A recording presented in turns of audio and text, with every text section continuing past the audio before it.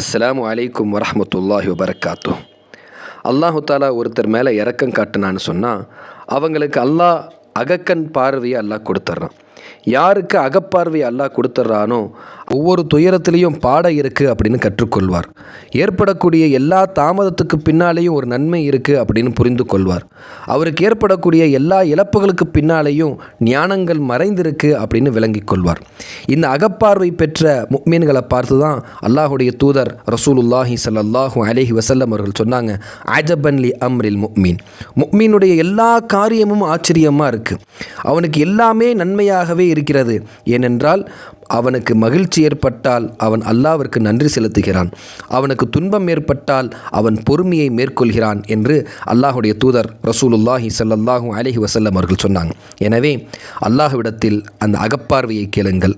உங்களுக்கு துன்பம் ஏற்பட்டால் உடைந்து போக மாட்டீர்கள். காரியம் நிறைவேறுவதில் தாமதம் ஏற்பட்டால் நம்பிக்கை இழக்க மாட்டீர்கள். வாழ்க்கையில் இழப்புகள் ஏற்பட்டால் நிராசை அடைய மாட்டீர்கள். அஸ்ஸலாமு அலைக்கும் வரஹ்மத்துல்லாஹி வபரகாத்துஹு.